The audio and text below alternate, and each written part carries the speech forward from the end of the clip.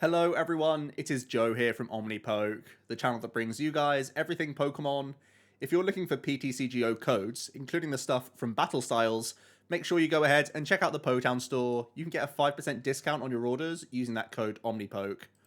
For today's video, we are going to be looking at the top 10 decks in the standard format. Of course, the Players' Cup 4 is underway. I'm sure all of you have begun getting into some tournaments using your keys to try and get some nice rep to get yourself into those region finals. The pricing structure has changed for the Players' Cup 4, so there's even more incentive than ever to get involved in this event and get playing the TCG again. So let's look at the top 10 decks, and this rating is based on the frequency of these archetypes making top 8s in the Play Limitless tournaments that are over 100 players. So you all know the ones, the Hegsters, the Chill TCGs, the Limitless Weeklies, all of these large-scale tournaments. I've collated the data, used dinodata.app, a fantastic website for you guys, a great resource for any Pokemon player right now. And my range of dates has been between today all the way back to the 1st of April. Now, Battle Styles did release before the 1st of April. There was, it was in late March where it was released, but I sort of write off the first week of results somewhat because we were still refining some of the new archetypes in the game. And now that we have more set in stone builds of, for example, Rapid Strike Urshifu, I believe the data reflects the results a lot better from April the 1st onwards. So let's jump into our top 10. Before that, though, let's look at the top 10 most played decks in the format. Again, within that same date range. This could give you a really good indicator of what matchups you want to be targeting and what matchups you might want to be dodging if you are going into the tournaments right now on PTCGO. Obviously, the Play Limits tournaments have less stakes than the Players' Cup, ultimately. A lot of these are free entries and there are multiple tournaments going on daily, so people may just be jumping around archetypes just for some variety and just learning archetypes. It's one of the best testing grounds we have available through the Play Limitless website, but it does mean that it could be a different metagame when you are jumping into your tournament keys compared to these Play Limitless qualifiers, but this is the best information that we have, right? So, yeah, Zacian ADP seems to be out in front in popularity, up there with Urshifu, Eternatus, and Blacephalon are some of the most played decks, as well as Pikarom and Mad Party has had a huge uptick in play recently. It was actually a prediction that I made on a tier list a long time ago, before Battle Styles actually was released with Shay from the Slowpoke Well. And my prediction is starting to come true that Mad Party is solidifying itself as a tier 1.5 at least deck. Could be even considered tier 1 in some cases. So, yeah, very, very solid deck. It's starting to get the representation it deserves as well. So, certainly one to keep on your radar going forward. In at number 10, then, we will start with Grass Mewtwo, or Rillaboom Eggrow, whatever you want to call it. It's achieved 5 top 8 placements within the month of April so far. The reason why it's only number 10 in the list, in my opinion, is that it lacks the same draw engine that we see copy-pasted into a ton of different variants. We're not playing any Professor's Research here. Instead, we are going all in on the Tag Call package, trying to hit that Guzma turn 1, going second, so that we can find ways to search out our Eggrow, as well as search out Capture Energy, which then gets us the Grookey, as well as finding things like Air Balloon to move into our Eggrow. So essentially, we end on a Super Grow play, we get into a Rillaboom, and then the following turn, we have Acceleration to hopefully see us through the remainder of the game. Hopefully, it means that we're ramping into very dangerous attacks from that point onwards. And it just means that we have that versatility with Mewtwo in the back, not only giving us extra type coverage, but because of these other attacking threats that we have available, we can be much more versatile than just using Calming Hurricane all the time. So yeah, very, very solid archetype. The matchup spread is still pretty close in a lot of regards, and you don't have that many unfavorables. Your matchup spread is actually very solid and well-rounded, I would say. Not too many things you need to sort of just hope to dodge the entire day, Blacephalon being the most difficult of the bunch. But otherwise, yeah, pretty dandy, I would say. And the Mewtwo build as well obviously means that you're less worried about going first. Obviously, in open decklist tournaments, your opponents are likely to make you go first, unless they're decks that also need to go second, I guess you would say. Or sorry, if they're decks that want to go first. But with the Mewtwo build, especially with Vileplume GX, you're relatively comfortable going first as well, so that's kind of cool. The list in front of you is pretty cookie cutter, not too much spice going on in here. I've made space for the 4th Mani outside of 3, which is main in a lot of lists right now. I have cut the Dragonite GX out, which is potentially a greedy cut because the damage output of that Dragonite can be a way to close games quite nicely. So we don't really have much of a finisher in this kind of build. We're hoping that the value of Calming Hurricane, the value of Elegant Soul from Buzzmosa is going to be enough a lot of the time, and sometimes using things like Darkest Tornado GX is going to be enough to pull you through games when Mewtwo and Mew can tank hits. So those are the things to bear in mind. There are a few other attacking options I could certainly see in here. When you have Voltage Beat to fall back on, there are some great V Pokemon that you could take advantage of. Cramorant, Double, and Stoutland all come to mind. They do serve different purposes. Cram can help you be a pseudo-boss for game in a lot of scenarios. Double can be good after your first tag team has been knocked out. It puts on a lot of good pressure. And Stoutland, more than anything else, is a tech card for Mad Party, which is one that you're not super comfortable going into, especially if you just happen to lead out with a Mewtwo Mew, which is certainly something you don't want to happen in this situation. Professor's Research is always a consideration just to give us a deep dive into the deck, because right now we don't have much natural deck thinning. Really, the deck thinning all comes from Voltage Beat and not much else, just trying to use Ball Search cards to thin the deck from that point. And Mani isn't the most powerful draw supporter, so having Research at your side gives you some extra discard for some of these Pokemon you want to filter out with Mewtwo to attack with later, and it could just give you bigger digs into the deck, which is never a bad thing. And Stealthy Hood is always a consideration now that Mimikyu is a tech card that can be used in Urshifu decks for certain, and a few other decks out there as well, so that you're not just completely shut off with a Mewtwo. Of course, when you are playing 2 of the Egg Route as well as 2 of the Mewtwo and 1 Buzzmosa, you do have a lot of attacking threats you can use, and just save the Mewtwo to the late game, where he just sort of bursts on the scene all in a turn, where you just attach to him, Voltage Beat onto him, and steal a decent attack without, the worry of Mimikyu being in there. So that's the reason there's no Stealthy Hood right now. But it does, when you play Guzhalla, you can establish it early, and it's still going to grant you some value there for sure. In at number 9, we have another Mewtwo variant, and this is a 1 attach per turn Psychic build of Mewtwo, a throwback to Handlock, where it used to be played alongside Malamar. Now we're playing it on its own, and just saying that 1 attachment per turn is fine. And 1 attachment per turn seems to be good into pretty much every matchup, apart from the ones that take energies away from you. Crushing Hammer is the thing you do not want to see. At the moment, Eternatus and Pikarom are the 2 big Crushing Hammer decks in the format, and you can see in those results how dodgy those matchups are. It's not exactly because of Crushing Hammers, but that certainly is a reason why they are much worse than the other variants on the list right now. So that's the thing you want to dodge. Cross your fingers that they hit tails a lot, because otherwise this deck is in trouble. But outside of that, the Horror House disruption and the hand-locking capabilities of Trevnoir plus Mani is such a strong combination that you, just buy free turns off of basically every other deck in the format, and it means that you get to put more pressure on the board, get more attachments down.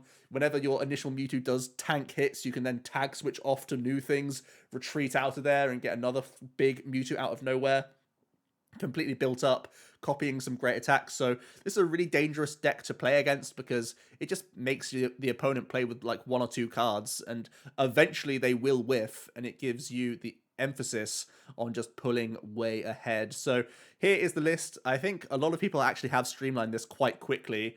It's only really grown in popularity the last couple of weeks, but straight out the gate, it's had a lot of top placements. It seems to be that people are ironing out the list as we speak, and there's only a few other GX includes that I would really consider here, but ultimately we're very close on the 60 already, I would say. Latios GX is nice for mirror match situations and can improve the Pikarom matchup, which is one of your weakest, as we just saw from the data. Greninja GX can be nice to give yourself an out against Decidueye, which doesn't feature on the top 10 right now, but is still certainly an archetype to bear in mind. Marshchamp could be a good tech card for Eternatus, your other worst matchup on the list right now. And when you are playing 2 tag switch, you can basically just move some energies over to that Marshchamp. You can even get into the 100 Furious Blows quite quickly, or just spend your GX attack that game with the Marshchamp. So that certainly could be helpful. When you're big charming up the Marshchamp, it's definitely a threat for the Eterna player. And Solgaleo Lunana is an interesting one as well, because it can be an easy way for you to knock out the likes of Zacians, so that's certainly one I would bear in mind as well. You are playing Auroras, you are playing a physical copy of Reshizard, so you can try and weave that in the matchup, but it's difficult for you to get enough Auroras in play to use the Reshizard a lot of the time. So yeah, Soglea Lunala could be an easier way for you to get around that, although it is a fairly expensive attack cost. A couple of the trainers you could consider. Tooljammer has upsides to Big Charm in certain matchups where you get the bonus of also shutting off opposing air balloons, which can certainly slow decks down. Rope could be a great thing to use alongside Marnie Trevnoir, because sometimes you can just stick things in the active and basically take free prizes on them while they spend turns bricking or spending resources to retreat out of the thing you just put into the active. So that can certainly be annoying. And Fan of Waves is potentially a mirror tech card, but also can catch things like Pikarom, can catch Eternatus if they're playing weak guard energies, and it can catch just a number of decks in the format as well. Obviously, Urshifu. It can even hit things like Luke Metal. There's a lot of archetypes right now playing special energies, so Fan of Waves could be an interesting tech card. Even if you play one copy, the fact that you're sending it to the bottom, then Marnieing them and Night Watching, it's a lot of tempo removal all in one turn, and it makes them basically whiff turns, and that's obviously good news for you as you just basically get more energies into play for your backup Mewtwo's to really close out the game from there. In at number 8, we have Victini. Now, there are two Victini variants. There's a pretty much straight Victini, and then there's a more Mewtwo-focused Victini. I'm bunching both of these results together to put this in at number 8, because I believe Victini does deserve it overall. It was 5 top 8 placements for the straight Victini and 6 results for the Victini Mewtwo. Take that with a pinch of salt, though. I do think they are very similar, and I don't really know the differentiation between the Victini and the Victini Mewtwo, because typically a straight Victini list is playing like one Mewtwo anyway, and like the Victini Mewtwo then just plays things like Incineroar and other like attackers. So kind of the same decks a lot of the time. Their matchup spreads are very, very similar. There's a few give and takes here. But overall, I believe this archetype is still fairly unrefined. I think this is the biggest puzzle piece that hasn't come together yet in the Battle Stars format. No one has really nailed on this is the right way to play Victini. It did very, very well early on in the weeks of Battle Stars because it is just so low maintenance and punishes, decks that weren't refined. But as other decks have become figured out, Victini has struggled a little bit to keep up, because I just don't think Victini's there yet. There's still a ton of experimentation. I've been seeing people trying to throw in things like Scentiscorch alongside Victini. I've seen different builds of Mewtwo variants all the time as well, with Victini going from like a 2-2 to a 3-3 counter Victini, and messing around with all the tech Pokemon with Mewtwo at the same time. Now that Mimikyu's a thing, you want to play Stealthy Hoods in the Mewtwo build, and that gets really messy. So yeah, really nailing on the right Victini list, I think, is going to be a really good thing. If anyone puts enough time into Victini, I think it really does start jumping up that tier list once it gets figured out. I've been playing with Victini a lot this week, and I still blown away at how efficient and dangerous this card is, but there is something that just isn't quite clicking. So I can see why it's only at number 8 right now, but I do see that changing if someone is able to nail on a good 60. Here is where I'm at with the 60 right now. Some of your worst matchups include things like Mad Party, which I'm teching for with that Stoutland V, which I mentioned earlier with the Eggrow. Also playing that Cramorant because it's hilarious how awkward it is for you to close games when you can't just simply gust up your opponents to Dene, because Victini cannot knock it out. So you're going to have to use Cramorant to be a finisher in that regard, which is great. I'm playing a minimalist Mewtwo package, which is just one copy, one Reshizard, one Heatran. That means that you can spit shot KO Jirachi GX, or you can just bring up that Jirachi GX with things like Reshizard and Heatran to take KOs on them. And then Mewtwo can be burst on the scene all in one turn, so you're never really worried about Mimikyu tech cards. Hopefully the Mewtwo gets on the board, comes in, double blazes through an Urshi, and then they're just, knocked out, obviously, and that can be your end game solution. So yeah, a minimalist Mewtwo package. You can go more towards the Mewtwo. I do see 2 copies quite frequently, and then people are playing things like the Family or Hidden Fates Charizard GX. There's the Incineroar GX, there's Mega Lopunny Jigglypuff, which also improves the Pikarom matchup, which is one of your weaker ones. So the Lopuff is definitely on my priority listing, so you can attack with it just on its own anyway. It doesn't have to be a Mewtwo copy. You can just put down the Lopuff in that situation, which is pretty cool. So yeah, those are certainly some decent options if you do want to lean heavier into the Mewtwo. Right now, I'm trying to have as many spaces for, I'm playing a very high fire energy count for Victini. A lot of people play 10, 11 count. and we see 3 half, sometimes 1 crystal, but I'm so paranoid of just not hitting my welder that I've increased the fire count and increased the half count to just say, give me fire energies, give me welder, make that happen as much as possible. So that's what I'm with right now. You always have the spreading flames fallback as well, so you don't have to feel too bad if you are going for like a research play or a dead change play. Knowing that you're trying to boss on turn 2 anyway, you can just still like dump those fires and spreading flames back into the game. It obviously sets up things like Heatran as well. So those are all things to bear in mind. I'm playing the Kricketune V to try and be your stamp proofing mechanism. I am playing Mew in here as well as Mewtwo to really respect Urshifu. I think it is worth it right now. Another way that you can respect Urshifu is Ninetales V, actually trying to copy their own attack, use it against them. Obviously, Victini with that max victory does 220, and then if you weld to a Ninetales, you can copy their G-Max Rapid Flow and take the 120 finish KO on the tag team and do enough to knock out things like a Jirachi on their bench, which they are often playing. So that can be another thing that your opponent has to play around, which isn't always easy for them, especially if they want to have things like the Jirachi GX in play naturally in this matchup. So yeah, Ninetales V could be another puzzle that you can put in here. Ninetales also very good in the Pikarom matchup and in the ADP matchup, just because you can get more energies into play by stealing their... Well, it's better in ADP, I should say, because then you steal the energy acceleration. For the Pikarom, you can steal things like Tandem Shock, which is much better. So yeah, lots of things there which you can copy. Outside of that, I know Fire Crystal is played quite a lot. Reset Stamp is played. It's one of those things that you just have to try and hit on the turn. There's no guarantees because you're only playing, draw 3s from Welders. And oftentimes your early Crobats and Dedenes are in the opening stages to filter towards Welder. So it's not like you have those late game pushes quite so often as other decks. So you just kind of have to hope that the Reset Stamp is in like the bottom third of the deck rather than the top third. Or you commit to 2 spaces and then you're cutting away from consistency, which kind of makes me worried. In the same line of fire, in terms of Reset Stamp, I've also seen Fan of Waves played quite a lot. This obviously gives you a way of removing coating metals, which obviously improves the Luke metal a lot more. But it also does remove energies against a ton of matchups. Again, could be a soft target again on Rapid Strike, which is kind of cool. So yeah, certainly Fan of Waves is a reasonable card right now. I'd love to hear your thoughts on Victini because I feel like it's still just very close. And whenever I see a Victini list, people are playing it quite differently to each other. Which means it just hasn't been nailed on and figured out just yet. So I still have a ton of intrigue around this deck, and I wonder if people are still experimenting with it or just trying to play decks that are already nailed on 60s because... yeah, there's definitely stuff here. There's definitely some strengths, but you do have to cover up a couple of cracks with Victini, and that's why it's not really higher up on the list just yet.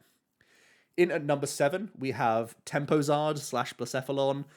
Recently, there has been some top cuts for some high energy count Blacephalon builds, which are basically going back to old traditional, where you end your turn using Intrepid Sword, you have Oricorio, you have a ton of crystals and energy retrievals, and just that super high energy count and super high Blown count to be more Purus and One Prize, but I still think that the Tempozard variant is still doing better than any other, so that's the list I'm focusing on right now, with 12 top 8 placements. I think really the metagame is getting slightly worse for Blacephalon. This is fairly low on the list for Blacephalon, where previously it was just squeaking into the top 5. Mad Party is definitely a matchup that you're not happy to see, and this new wave of Psychic Mewtwo is also one of your most horrendous matchups because they just get you off Welder so often by Marnieing and Night Watching you. It's just a really horrific time. So if you're not out the gate quickly, things get very, very rough for you. So I think that's always awkward. Also, you don't like Mimikyu just randomly index because it just means Oricorio can't do its thing, and that's still so important for the Welder decks to have a solid late game. So I think the metagame is getting slightly weaker for the Fire decks. Blacephalon for sure, and Victini's still figuring things out. But if you think Mad Party isn't going to be in droves, I still think this is a solid archetype to still play. I am teching for Mad Party, again, with Stoutland. I think he's the low-key sleeper card for the Players Cut 4. Definitely for grinding those keys. I think it will grant you a lot of value, where it's not open decklist. You can surprise players with the Stoutland. Early Stoutland is hell for Mad Party, because if they can't deal with him, on turn 2, he's going to take a 4-prize swing on his own, and that is just going to win any game, basically. So, yeah, the Stoutland is a spicy tech. Ninetales V as well. It's always on my radar, because I think it's still very solid into Urshifu. And it can also be solid into ADP, so what's not to like there? Marsha is a potential answer for Swell, and then there's a few items in here as well. Great Catcher, Poker Gear just to hit Boss and Welder more often. Ordinary Rod, now that I've cut down to 1 Cramorant, could certainly be more reasonable, or to reload that Stoutland to get a second use out of him in a matchup like that would be really, really horrible to see. Obviously, a Rod could also help you out get back a Mew against the Urshifu matchup, so a few reasons to like the Ordinary Rod right now as a means of reloading, although it is a fairly slow card in general. And Pokecom, always a decent shout, in addition to the Cherishables, especially now that I am playing a couple V Pokemon in here. You may want to have extra searchability for those sorts of cards, and it means you have extra access to Blown, which is never a bad thing either. So some decent options there. I still feel like Tempozard is in and around the top decks. Has a few things to figure out. The Stoutland definitely does patch up one of the worst matchups for this deck. And you could further tech for things like the Pikarom if you really wanted to. In at number 6, with 13 top 8 placements, we have Lucario Melmetal. It turns out that even with Eternatus playing Phoebe in their decks and ways to recover Phoebe, this matchup is still strong for the Luke Metal, which means just like forever, it's only really worried about fire matchups. Victini is only in our number 8 spot right now. Blacephalon is only in our 7th place slot. So in theory, the meta is really not that bad for Luke Metal. The only awkward thing is when Phoebe is a factor now, it's not just the same as previous builds where you put down a Zamazenta and you win. That's basically what would happen against Eternatus. That's basically what would happen with Rapid Strike. But some people are playing those Phoebes, not taking the fat L and saying, I still have a chance against you as long as I can reload that Phoebe enough times and get enough value out of it. So it certainly does make the Luke Metals play slightly differently. It means that against the Eterna matchups, they oftentimes have to forego Full Metal Wall. They're just going straight for double Zamazenta and trying to use Intrepid Sword still because their early game is kind of patchy. And the same can be said for Rapid Strike. You're just even more focused on having more Malolanas available, and you actually can get hit through enough times if they put you on a bad hand yourself. So those are all things to bear in mind. At the moment, it feels like the Crushing Hammer is out of favor with the list. I think, again, just the amount of money in the format, the amount of times you need to top up your hand size with the Intrepid Sword, it makes more sense just to try and streamline it as much as possible right now. Swell versus Power Plant is a small debate going on. You can improve your Mad Party if you play Power Plants, and it obviously slows down a ton of different archetypes. The Swell is in here just to be some nice coverage and buy back some more spaces for more consistency cards. I really like Birdkeeper in here, but it's not a super popular card in Luke Metal, so just a small thing to bear in mind there. Poker Gear sometimes takes the place of some of the tag calls. It gives you better access to Boss and better access to things like Research and Marnie as well, which is certainly reasonable. And Tool Scrapper can be nice for removing some, obviously, air balloons as well to stop some pivoting, make it harder for your opponent to attack, because we are trying to grind people out, remove their energies in any way possible by taking knockouts, but also if they have to pay retreat, that's super good for you. And Scrapper actually really helps the Pikarom matchup. That's kind of a big tech card there. And obviously it helps against any big charms in ADP. So those are things to bear in mind. Otherwise, pretty solid baseline here. And the Capture Energy is sneaking in again with the Guz Hala package, just so it gets early Zamazentas developed, which I think is pretty valuable. In at number 5, we have ADP Zacian with 14 top 8 placements. It's actually performing fairly badly for the amount of play that it's seeing right now. It is, for the most popular deck, only being the 5th best performer is actually a damning score. I think that's not great. That said, its matchup spread is still solid. You know, it's around the 50% margin against almost everything, with the exception of Eternatus and Mewtwo Mew, the new Psychic build. You hate seeing that handlock because you're really bad against Horror House. You can get hit by Poltergeist, especially if you use Intrepid Sword, like not thinking about the Horror House coming, which is obviously something you have to be aware of. There are so many Mewtwo builds out there, you don't necessarily always expect them to just Gengar you onto, especially in closed deck lists, which the tournament keys obviously are. So that's something that you need to bear in mind. Eternatus has always been a little bit dodgy. If you want to play Hammers, you can improve that matchup. But otherwise, yeah, I think it's doing well, and its matchup spread is never like that bad. It seems safe. It seems like a good deck.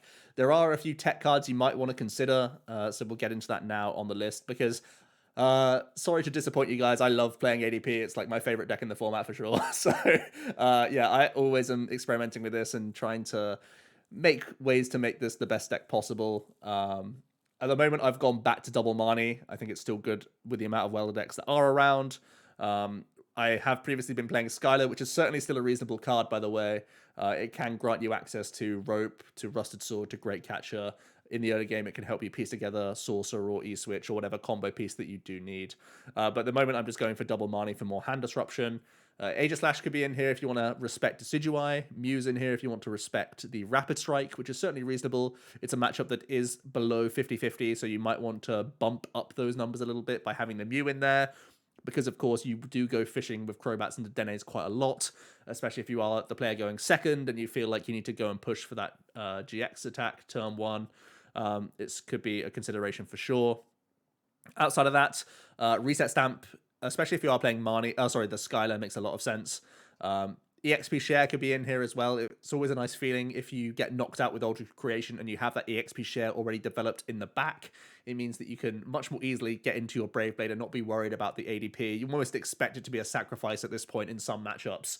And it means you don't have to go digging quite aggressively for those sources as long as you find the proactive EXP Shares. So those are all reasonable cards right now. But as it stands, my list is fairly basic. Double Mawile could be a way that you could improve Eternatus, which is, again, one of your weaker ones, or you could go down the Hammer route. I still love Oricorio. I think it's amazing against a ton of reset stamping decks. I think it just gives you a lot of value. So, yeah, this is the list I've been playing recently, and it's been doing pretty well. So, yeah, very basic 60, but still just safe, to be honest. In at number 4 with 16 top 8 placements is Mad Party. This has really been on a heater as of late and is becoming a super consistent performer. It really just has a rinse and repeat game plan, right? You're trying to dump your Mad Partiers, keep an eye on your energies, essentially are the two things you need to bear in mind.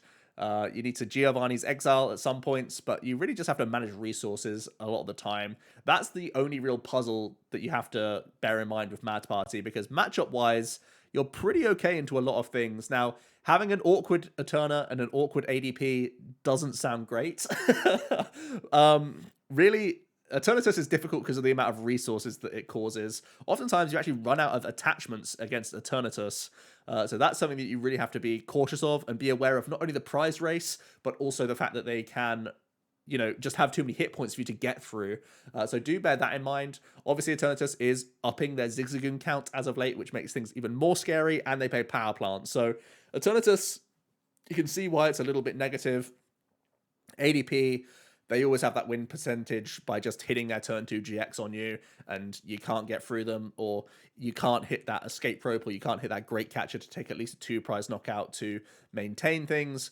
But otherwise, you have a pretty good matchup spread, and I like having a really strong Pikarom. Pikarom normally comes out in droves in the Players' Cup. It's a safe choice for most people, and punishing that's always really nice. Surprisingly, even with weakness, you are negative against Rapid Strike Urshifu, and that's what's led to Double Mew being a mainstay in Mad Party over the last week or so.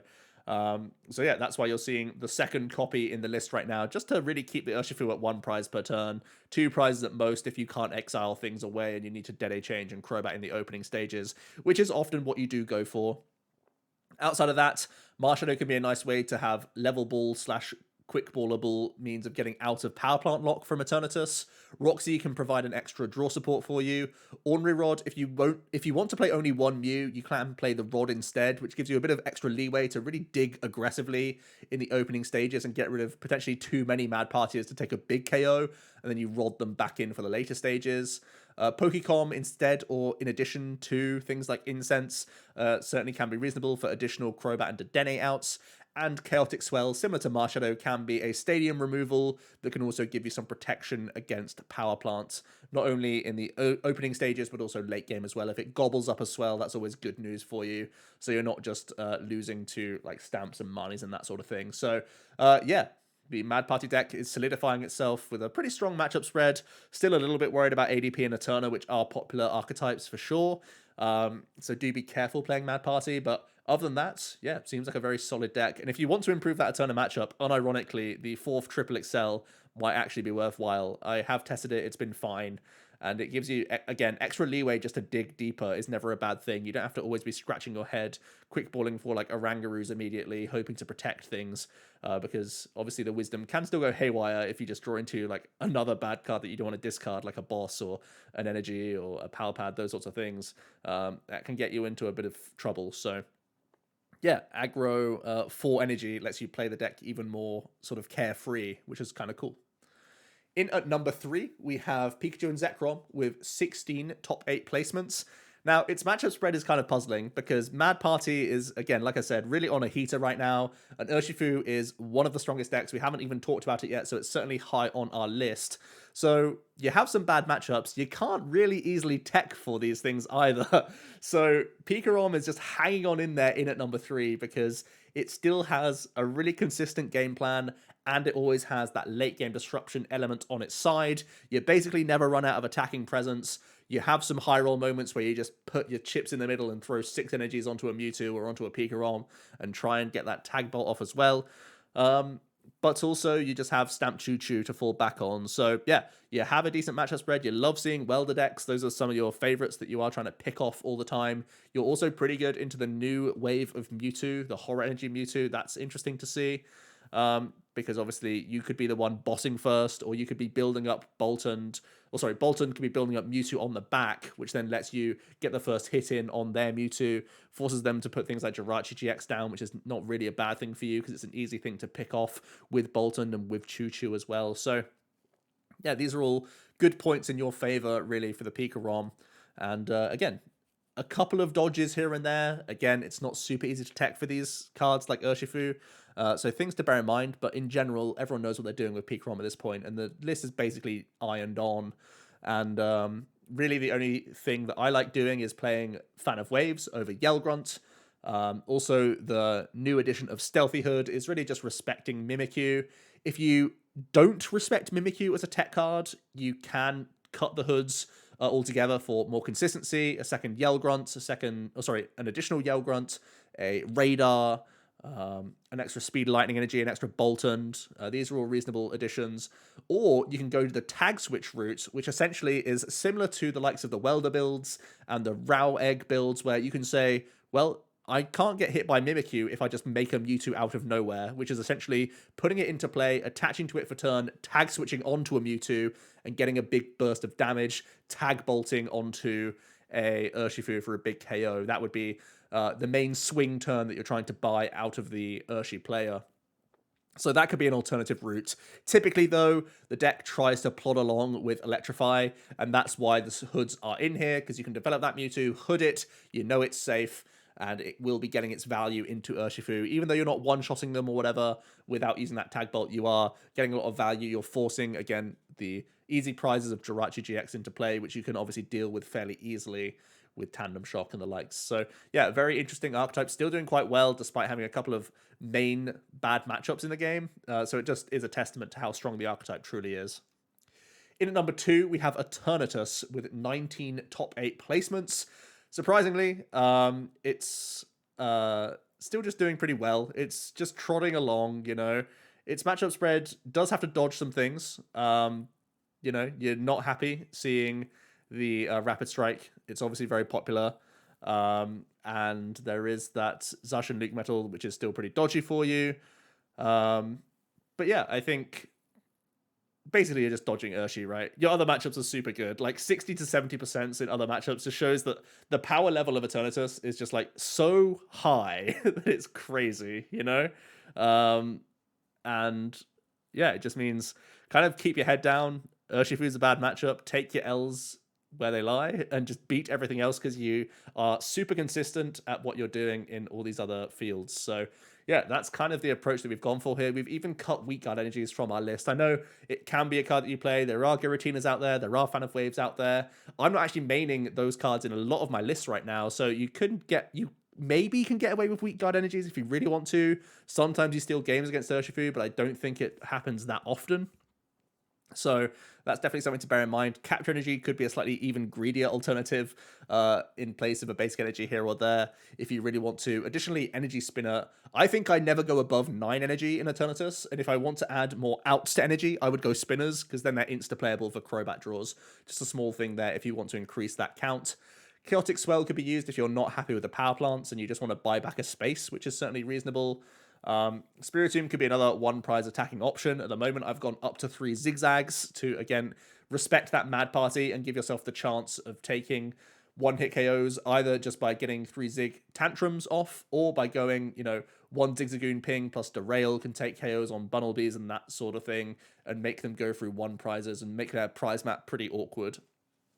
That's kind of the hope that we're going for here, especially when they're playing like double Great Catcher. That's a lot of their gusting just not usable against you, so you can often make them go through a couple of Eternatus, which is always really nice for you, as well as some 1 prizes in there. So yeah, Dangerous Drill, again, could be similar to Fan of Waves in a ton of decks, but this time you can target stadiums as well, especially if you're playing Power Plant. If you're playing Swell yourself, you might just want to play Fan of Waves even, and if you want to reload that Phoebe, instead of Sinlin, you could go Palpad. Now, I prefer Sinlin because it gives you instant access, and looking at the data against the Luke Metal matchup, they still have a pretty high win rate against you, and Palpad shuffles that Phoebe into the deck, and then you have to go searching for it.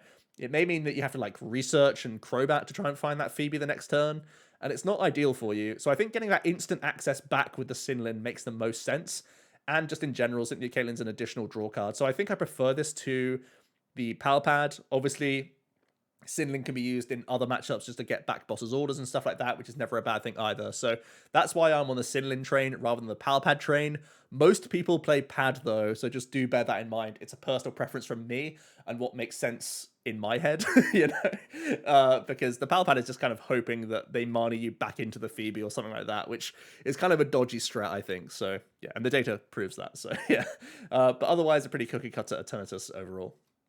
Which means in at number 1, we have Urshifu Rapid Strike with 21 top 8 placements. It also did very well in the Players' Cup 3, of course, with Tord and Azul both making that top 4, which is crazy, crazy good for them. And Azul winning the whole thing, of course. So, yeah, Mewtwo is out in droves since the success of Rapid Strike, so I certainly would expect people to be teching for you.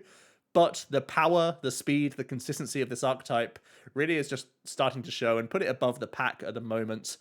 Also, bear in mind that Tord making that top 4 with the Cincino build means that, so far we've only been seeing the Jirachi build on ladder a lot of the time and on these play limitless tournaments, because that's what we've seen so far. But with Players' Cup coming out and a lot of people kind of fanboying on Tord for good reason, of course, it could mean that there is going to be more Cincino variants. Now, I do think the Cincino variant is hard to play, so potentially you'll see it more towards the region finals than in the 50 tournament keys, because people will have to learn that archetype first to really get good results with it.